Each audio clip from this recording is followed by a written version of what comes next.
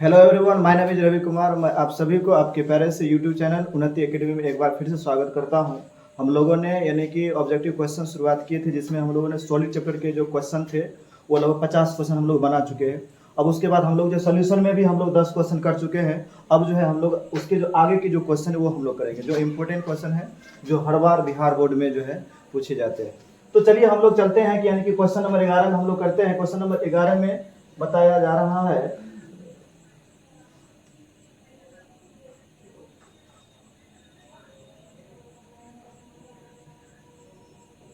Question number 11 में कहता है कि जलीय विलयन के ताप में वृद्धि करने पर उसमें कमी आती है। यानी किसमें? जलीय विलयन के ताप में वृद्धि करने पर जो है उसमें कमी आती है। तो कमी उसी में आएगा जिसमें आयतन होगा। जैसे कि हम लोग अगर बात करें मोलरता घटने पर, तो मोलरता घटने पर अगर हम लोग बात करें तो यहाँ पे क्या हो जाएगा कि मोलरता के लिए जो फॉर्मूला होता है कैपिटल एम, इससे प्रदर्शित करते हैं, इसे हम लोग मोलैरिटी भी कहते हैं। इसके लिए फॉर्मूला होता है कि नंबर ऑफ मोल्स यानी कि विलय के मोल की संख्या बटे सॉल्यूशन के आयतन इन लीटर। उसके बाद हम लोग देखते हैं मोललता के लिए, तो मोललता को जो स्मॉल एम से प्रदर्शित करता है, और इसके लिए जो फॉर्मूला होता है विलय के मोल की संख्या बटे विलायक के द्रव्यमान, बटे जो है वो विलायक के होता है यानी कि द्रव्यमान यानी केजी। उसके बाद हम लोग देखे कि मोल अंश, तो मोल अंश क्या होता है? मोल फ्रैक्शन इसको इंग्लिश में कहते हैं, मोल अंश को। और मोल अंश के लिए जो फॉर्मूला होता है कि किसी भी संपूर्ण विलयन में विलय या विलायक के मोल की संख्या बटे संपूर्ण विलयन की मोल की संख्या होता है। अगर हम लोग यहाँ पे बात करें ये होता है,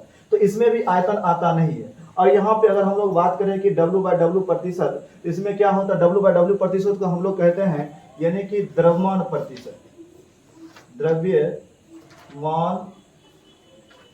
प्रतिशत इसको हम लोग कहते हैं। और द्रव्यमान प्रतिशत की जो फॉर्मूला होता है वो क्या होता है? विलय यानी कि विलय के द्रव्यमान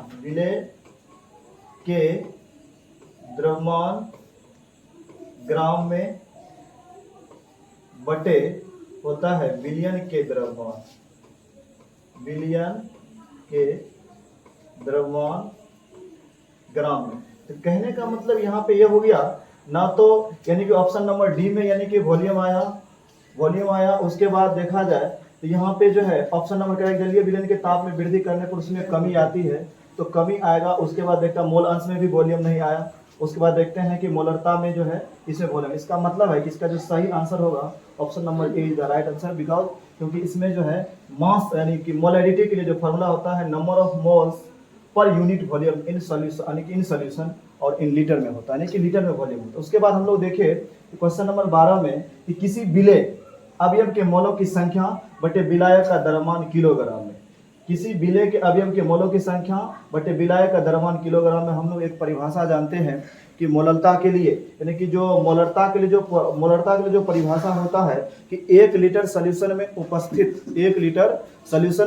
उपस्थित विलय की मोल की संख्या हम लोग मोलरता कहते हैं। इसके लिए जो फॉर्मूला होता है वो होता है यानी कि कैपिटल एम बराबर number of moles per unit volume, यानी किसी भी सॉल्यूशन के जो आयतन होगा वो लीटर में हो जाएगा। तो ये फॉर्मूला। उसके बाद मोललता के लिए जो फॉर्मूला होता है स्मॉल एम बराबर होता है नंबर ऑफ मोल्स और विलायक के द्रव्यमान इन किसमें?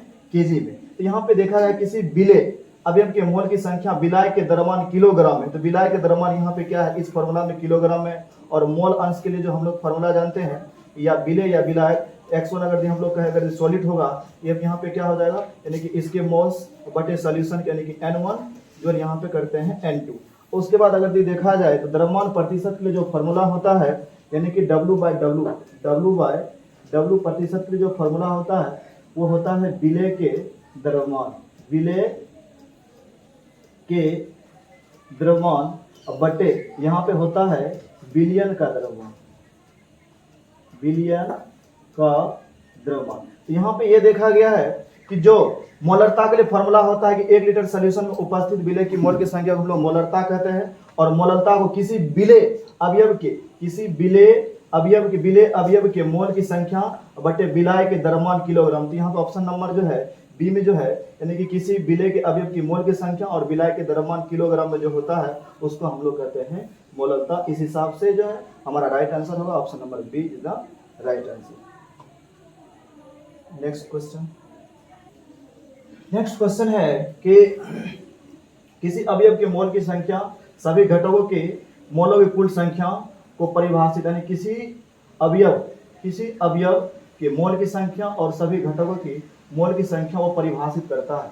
तो हम लोग एक मोल अंश की परिभाषा जानते हैं कि मोल अंश में क्या होता है, किसी संपूर्ण बिलियन में बिले या विलायक के मोल की संख्या बटे संपूर्ण बिलियन के मोल की संख्या हम लोग क्या कहते हैं, मोल अंश। क्योंकि इसके लिए फॉर्मूला अभी तुरंत बताए हैं, लेकिन मोलरता के लिए जो m बराबर होता है n/v, और मोलरता के लिए जो फॉर्मूला होता है स्मॉल m बराबर n बटे क्या होता है, ये होता है kg विलायक के द्रव्यमान, यानी कि ये विलायक के द्रव्यमान होता है। और मोल अंश में क्या होता है कि किसी भी संपूर्ण बिलियन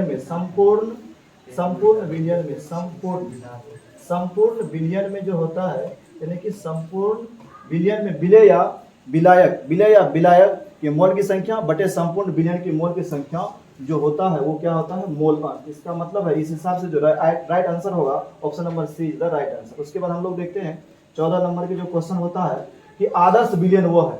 तो आदर्श बिलियन के हम लोग आइडियल सॉल्यूशन इसको कहते हैं, इसमें से आइडियल सॉल्यूशन, यानी कि आइडियल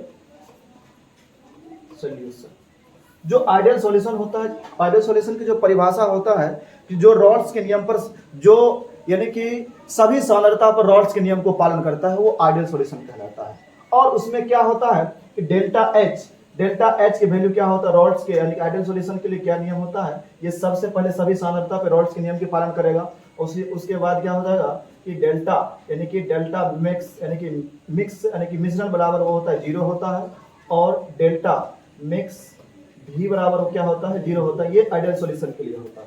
इसका मतलब है कि ये भी सही और ये भी सही, ये भी इसके लिए क्या होता है, यानी कि और ये भी सही होता है। इसका मतलब है कि जो सही आंसर होगा option number D is the right answer. उसके बाद देखा गया है कि 15 नंबर के जो क्वेश्चन है कि निम्नलिखित में से कौन से आदर्श बिलियन का अभिलक्षण है, निम्नलिखित में से कौन आदर्श बिलियन का अभिलक्षण है। और आदर्श बिलियन के अभिलक्षण हम लोग ये जानते हैं कि जो सभी सांद्रता पे रॉल्स के नियम के पालन करता हो, और उसका जो डेल्टा एच की वैल्यू 0 होना चाहिए, और डेल्टा भी की वैल्यू क्या होना चाहिए, 0 होना चाहिए। इसमें ऑप्शन में देखते हैं कि रॉल्ट के नियम का पालन करता है, इसका मतलब इसका बी नंबर में है कि रॉल्ट के नियम का पालन नहीं करता है, और सी नंबर में है कि ए और बी दोनों, और डी है इनमें से कोई नहीं। तो हम लोग जानते हैं कि आइडियल सॉल्यूशन के लिए, आदर्श बिलियन के लिए जो सभी सांद्रता पर रॉल्ट के नियम के पालन करे वो आदर्श सॉल्यूशन कहलाएगा। इसका मतलब option number A is the right answer. Next question देखिए। नेक्स्ट क्वेश्चन है कि द्रव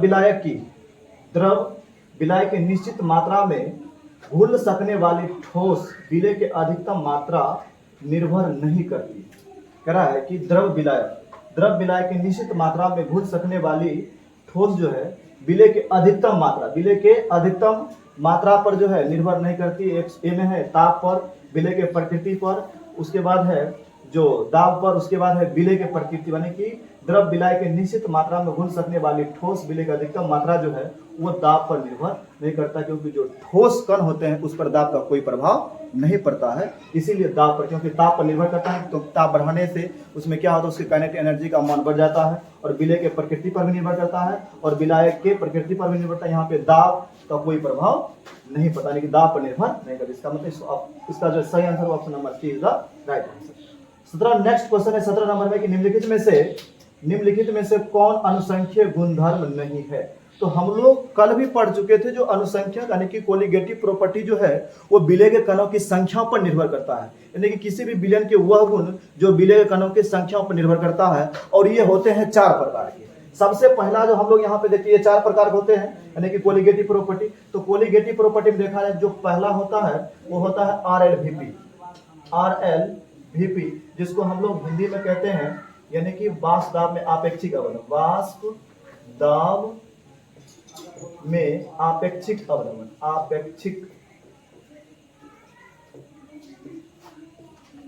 अवनमन। और इसका दूसरा जो होता है वो होता है क्वथनांक में उन्नयन,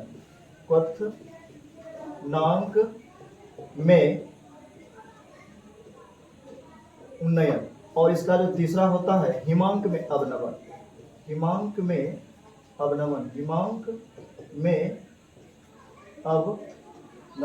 और जो चौथा होता है वो होता है ऑस्मोटिक प्रेशर,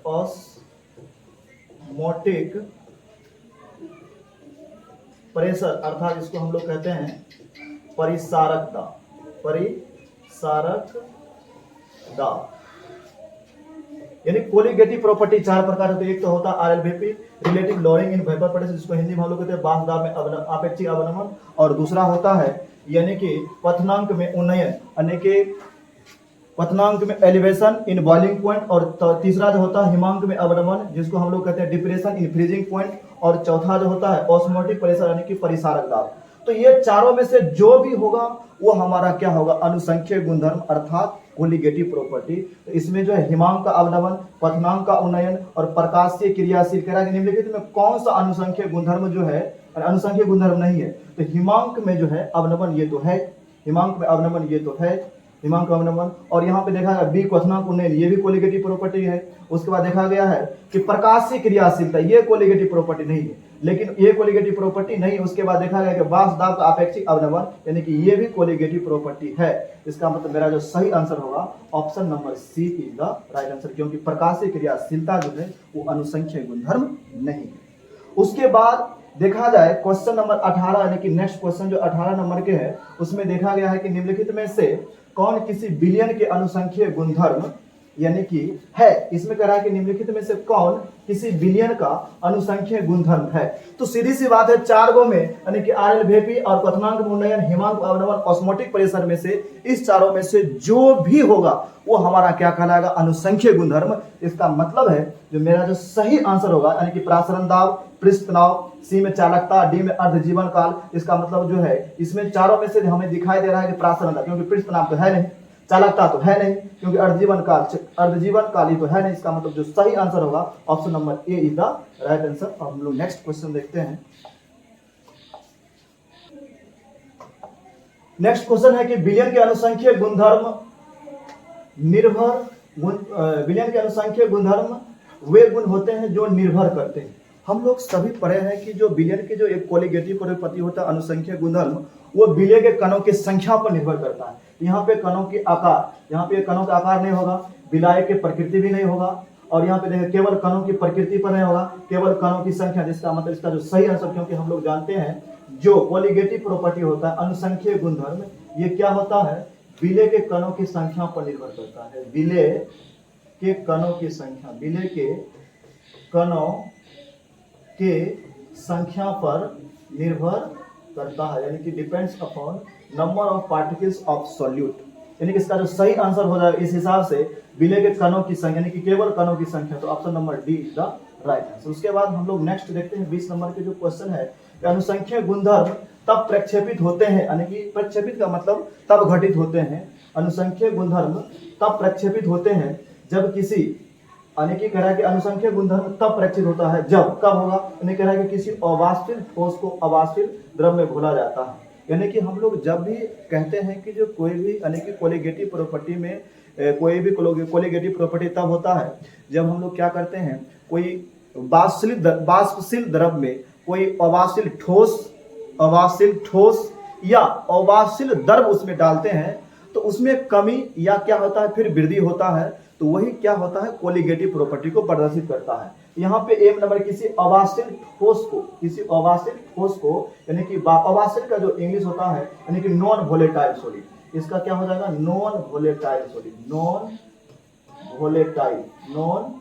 वोलेटाइल सॉलिड। और यहाँ पे वाष्पशील द्रव का मतलब हो गया वोलेटाइल लिक्विड।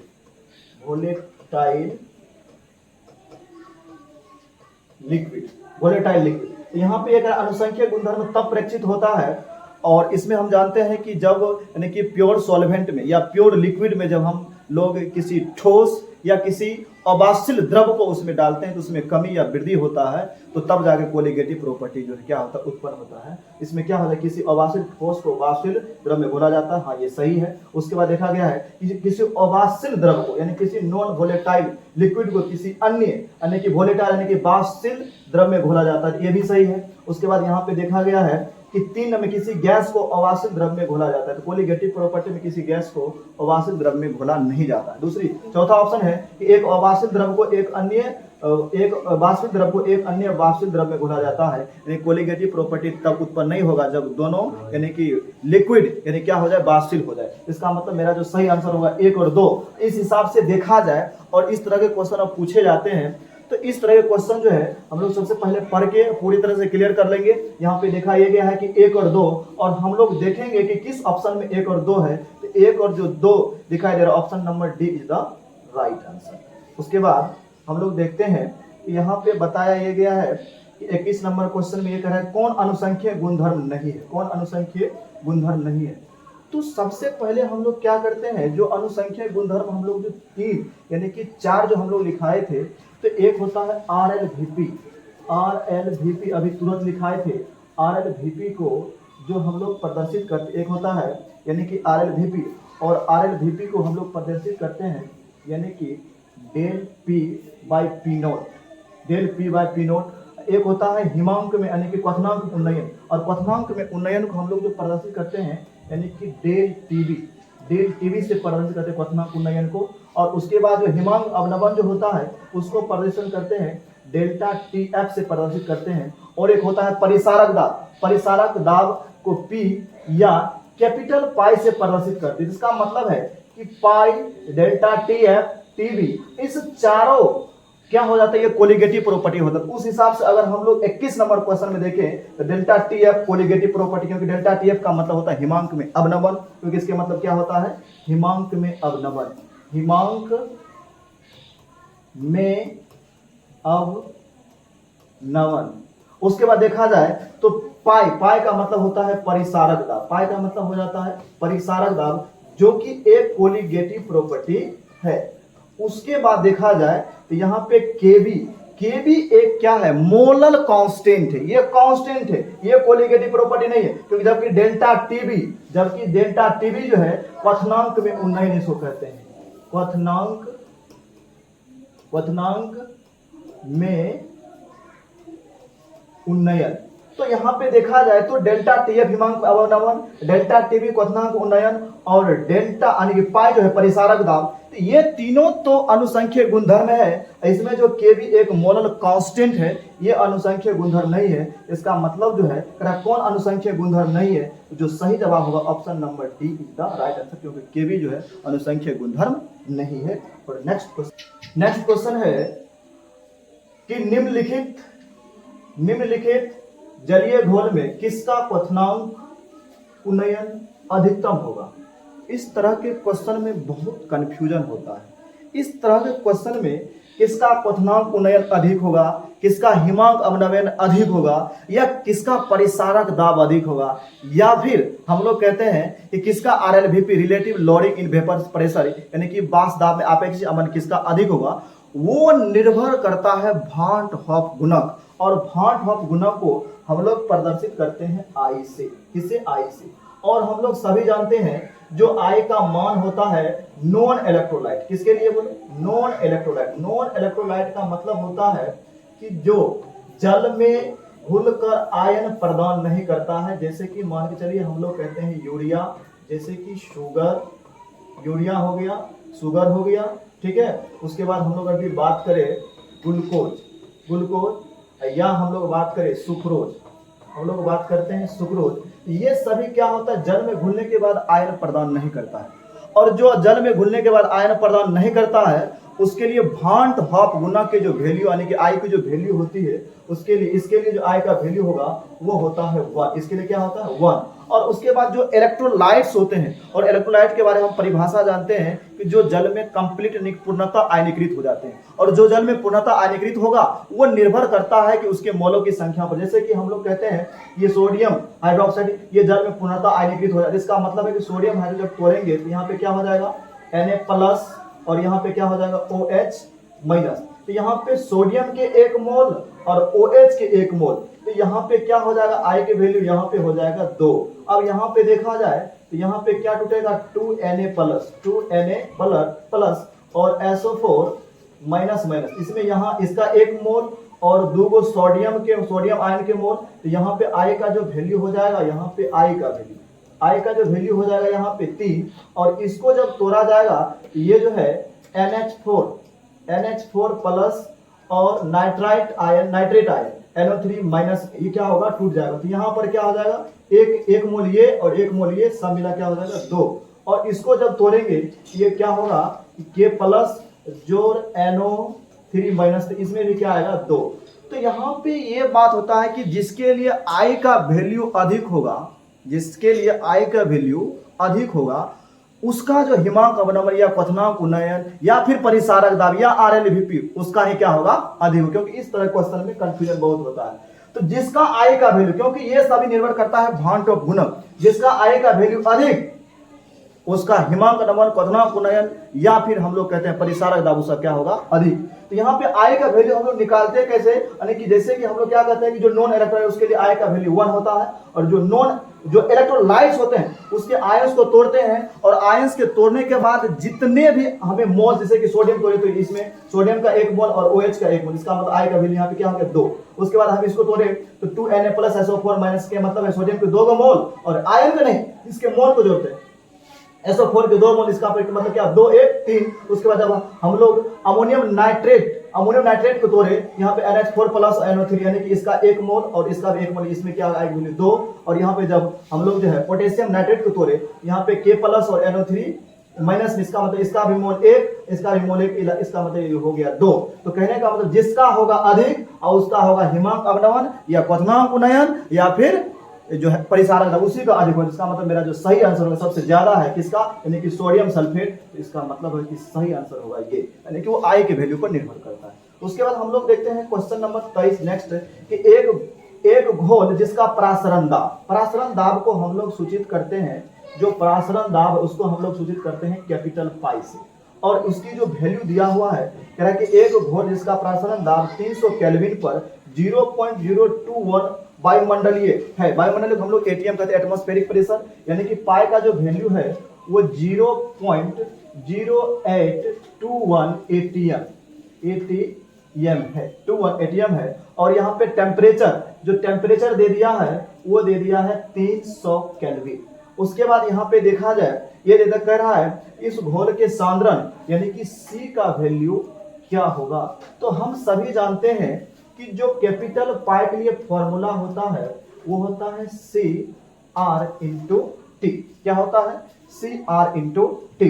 तो कहने का मतलब जो है, जो यहाँ पे पाई की जो वैल्यू दे दिया है वो तो हमारे पाई का वैल्यू दे दिया है कि 0.0821 बराबर, और C का जो वैल्यू दिया है, C का वैल्यू निकालना, क्योंकि C बराबर हुआ यहाँ पे C और R की वैल्यू भी होता है वायुमंडलीय में 0.0821 गुना टेम्परेचर की वैल्यू कितना है 300 केल्विन। जब आप इसको सॉल्व करिएगा तो C का जो वैल्यू यहाँ पे वो आएगा, जब इसको सॉल्व करने के बाद यहाँ पे जो C का जो वैल्यू आएगा यानी कि 0.66, यानी कि 0.66 एम होता है। इसका मतलब ऑप्शन नंबर ए इधर क्या हो जाएगा, राइट आंसर। उसके बाद देखा जाए कि 24 नंबर में देखा गया है कि निम्नलिखित में से किसके लिए हिमांक का अवनमन अधिक होगा।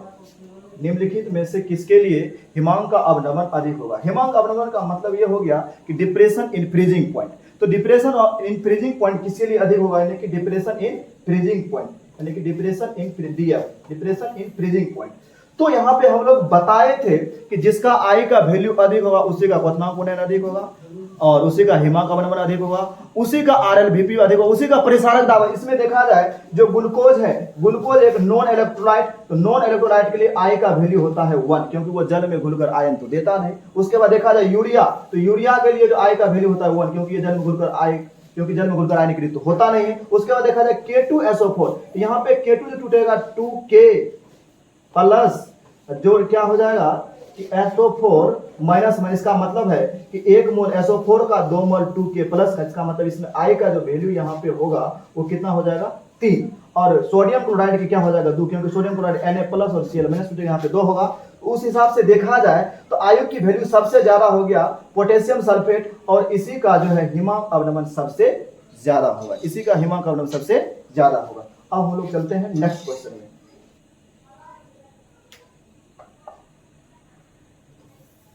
HCl एवं H2 के अस्थिर क्वाथी मिश्रण में होगा। तो इसको इस तरह के जो डेटा है इसको डायरेक्ट याद ही किया जाता है कि HCl एवं H2 के अस्थिर क्वाथी मिश्रण जो होता है वो होता है, यानी option number D the right answer, यानी कि 20.2% HCl होता है। उसके बाद